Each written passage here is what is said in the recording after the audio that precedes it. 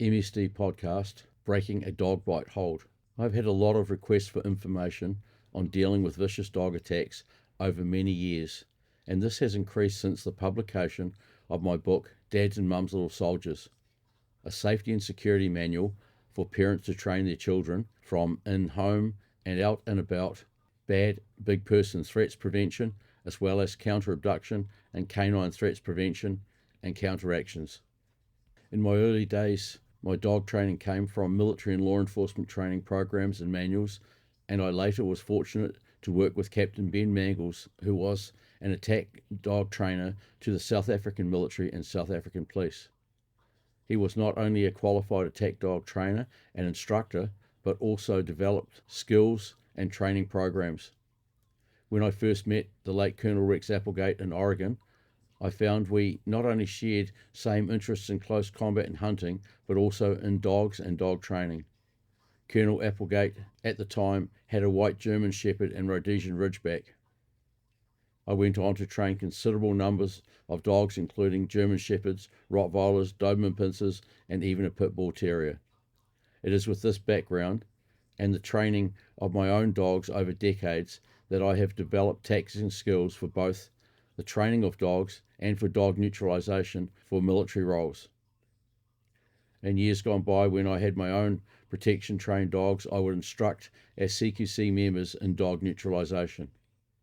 Part of my close combat tradecraft training included instructing canine neutralization to military elite. Obviously, there are many ways to terminally neutralize a vicious attacking dog, but this is something I'm not going to cover in this general release podcast. The focus of this podcast will be on both preventative tactics and how to break a bite hold. Preventative tactics, if you come into close proximity to a dog that is acting aggressively towards you, include not eyeballing the dog, which to a territorial, protective or aggressive dog could be perceived as challenging. As soon as you detect an aggressive approaching dog, by turning yourself diagonally side on to the dog in a stable front-like stance with your arms tight to your sides and your hands fist clenched down inside your thighs, keeping the dog in your peripheral vision and remaining silent, you can often prevent an attack.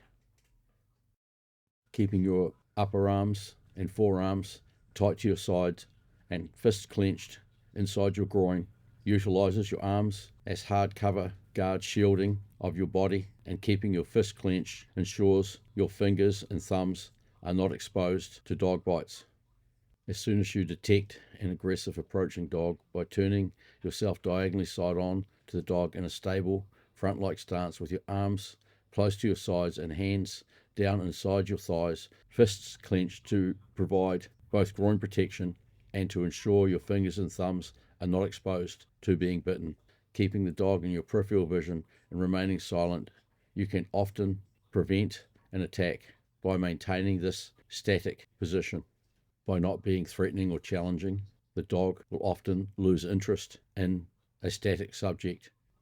If the dog is to your left front from a neutral stance, toes and heels in line, boots shoulder width apart, by pivoting to your right and setting a partial right frontal type stance diagonally forward, you are positioning your outer thigh closest to the dog and not exposing your inner thigh and groin to the dog. If the dog is to your right front from a neutral stance, pivot to your left to ensure your right outer thigh is closest to the dog and your right inner thigh and groin are protected by your right outer thigh. Keep your arms tight to your body, forearms inside your thighs, fists clenched. The pivoting action is like car window wiper blades, both moving in the same direction and maintaining the same distance apart. Keep your chin on your chest and inside your shoulder, and use your peripheral vision to be aware of the dog's movements. If the dog was directly to your front, you can pivot either to your right or left. The pivoting action must be as covert as possible. Maintaining focus through your peripheral vision on the dog, move when the dog's attention is distracted, and you may have to move in increments, slowly and smoothly, so as not to alert the dog to your movement. As previous, and additionally, if the dog is directly to your front, you can pivot either to your right or left. Often, those that are trained in such skills will pivot so as their non-master arm is closest to the dog and their master arm is furthest away. This would be to utilize their non-master arm as cover guard shielding and keep their master arm free to employ skills to neutralize the threat. Do not extend any extremity or body part out towards the dog. Keep a tight, compact status and make sure you keep all your major vitals and life support systems turned away from the dog, like keeping your chin down on your chest and inside your shoulder. Do not try and run away and outrun the dog, as this would, to an aggressive dog, make you look like prey, and there is a high likelihood they would chase and bite you. Do not scream or squeal, as this could sound like animal distress and bring on a hunting or attacking instinct.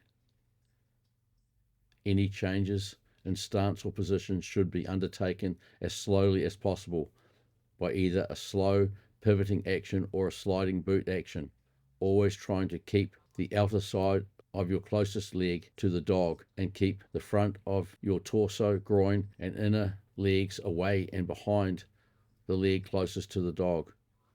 Keep your upper arms tight to your torso and your forearms, and clenched fists in against your inner thighs, protecting your groin. Utilize your outer leg muscle and tissue over your inner thigh arteries and tendons as cover shielding to reduce the risk of injuries if attacked. Importantly, from the outset, employ low intensity cycled respiration, inhaling via the nose and exhaling via the mouth to reduce the effects of fear and stress and enable you to maintain a ready and capable status should counteractions be required. Reducing or preventing hormonal dumping through low intensity cycled respiration, including preventing hyperventilation, is important to be able to effectively assess the immediate threat and threat specifics and decide on and employ best tactics and skills in a controlled and calculated manner. Any undertaken actions, movements must include synchronized respiration by inhaling via the nose immediately prior to taking an action or making a movement and exhaling via the mouth on initiation and throughout the execution of the movement or action. Slow motion, stop and start if required, sliding boots actions, and a smooth, fluid, short distance movement to make adjustments or directional changes is vital so as not to escalate the dog's aggression. If the dog is hypervigilant, highly agitated, and aggressive, your pivoting actions must be covert and in increments, pivoting by small movement with one boot, then the other, repeated until you have achieved the desired position. Every action, no matter how minor or major, must be empowered by cycled respiration to ensure you maintain physical output capabilities should the attack be prolonged. Holding your breath only increases helplessness by depleting physical reserves capabilities required to deal with the threat and can interfere with assessment, decision-making skills, initiation and execution, and factual post-situational memory. The objective of setting a neutral, non-threatening, non-challenging stance and status and only maintaining a visual of the dog by peripheral vision and not making any sudden actions or escape attempts is to portray yourself as not a threat and non-prey. The dog may move across backwards and forwards in front of you or toward you, growling or barking. But if you are not seen as a threat and do not scream, squeal, or run, you will probably not be seen as prey, and often the dog will lose interest and go back to where it came from. Always wait until it is a long way away from you and then slowly and discreetly back off until you are far enough away that there is no longer an immediate threat. You may have to stop your movement actions if the dog focuses on you again and wait until it is no longer focused on you or perceives you as a threat. If in the face of an aggressive dog you have time and opportunity and have clothing, a backpack or bag or trouser belt that could be used should the dog attack as a means to neutralize a bite hold, then this should be made ready discreetly should it be needed. The objective is to use the clothing, strap of the bag or backpack or belt to provide something for the dog to bite other than yourself. Discreetly, with no sudden movements, position the clothing, belt or strap of the bag or backpack in front of you tightly against your body, with both hands holding the garment, belt or backpack strap tight across your waist.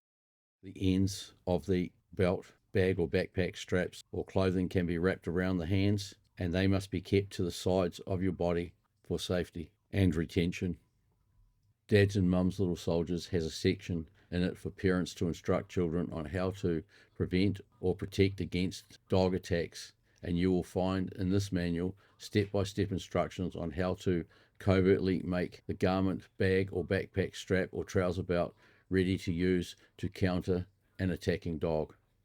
The basic outline is you need to secure a firm grip across your torso of the clothing, belt or bag or backpack, keeping it taut like a piece of rope or a ligature. Dogs will predominantly bite the closest thing to them when they make their biting lunge, and if you push the clothing, belt or backpack strap out towards them as they lunge to bite and position the center of the belt, backpack strap or clothing in the center of the dog's open muzzle, there is a high chance that the dog will bite and hold the presented strap, belt or clothing.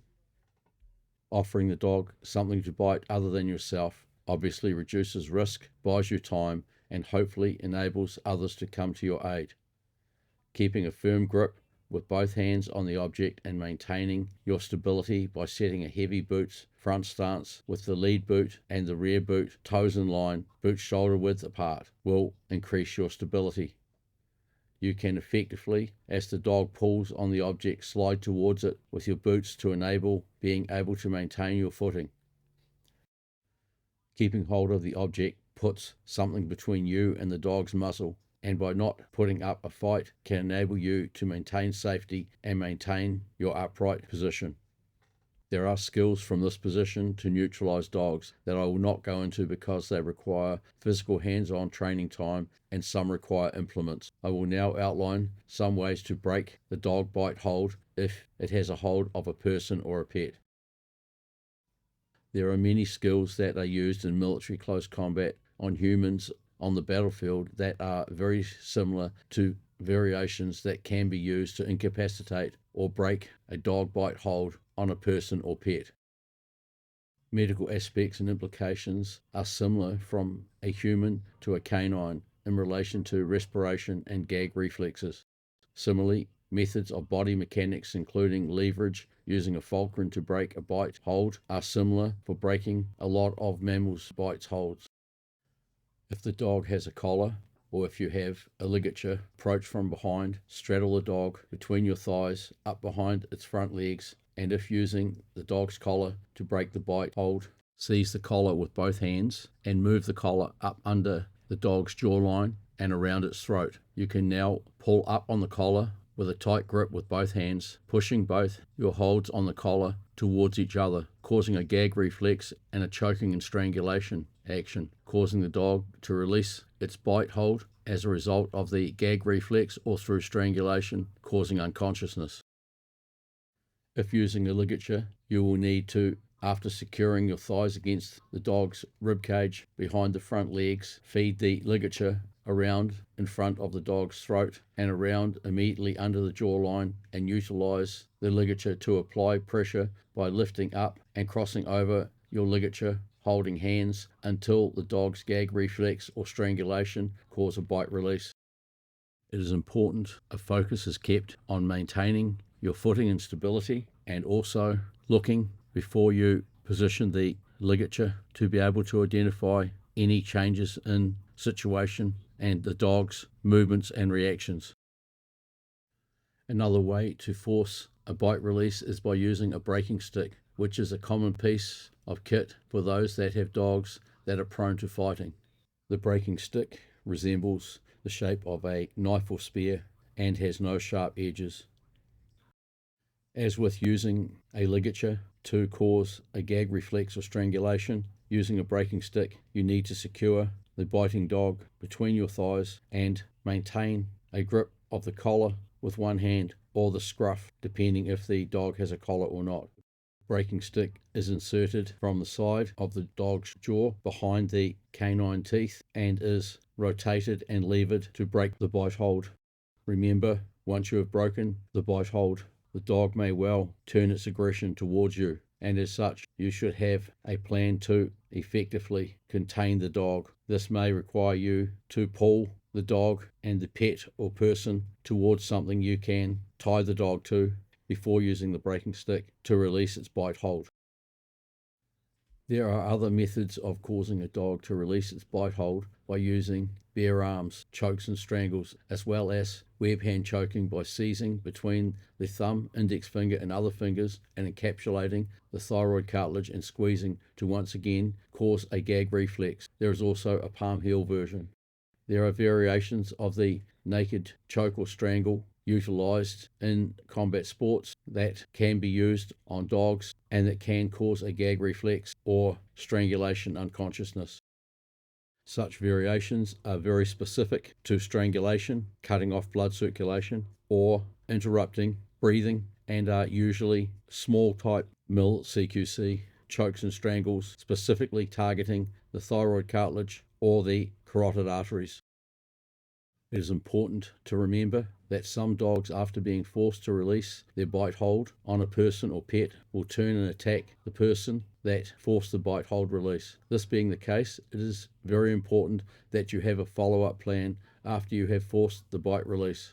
This may include makeshift muzzling of the dog, or tying the dog to a secure structure, or putting a sack over the dog's head and securing it to prevent it being able to bite.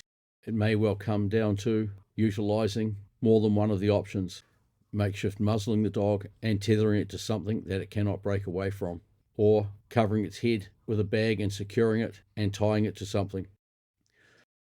Obviously, often in serious dog attack situations, dogs may have to be destroyed at the scene by law enforcement by the destruction of life support systems, but that is a different matter.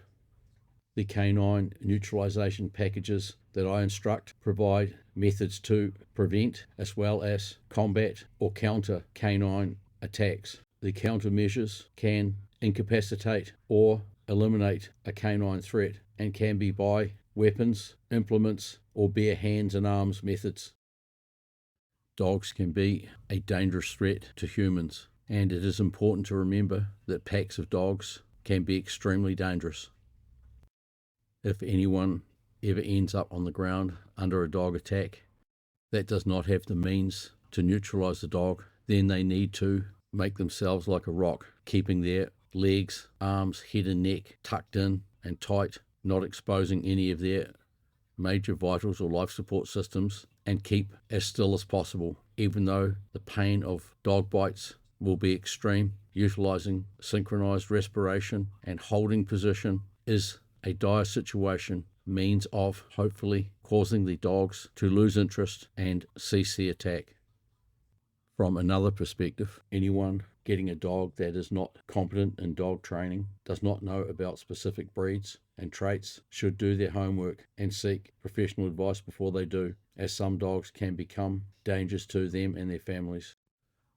From personal experience, a friend and combat sports trainer, his sister was killed by her own dog that had shown aggressive tendencies towards her and her brother, and this happened before I had the chance to evaluate the dog and provide advice and assistance.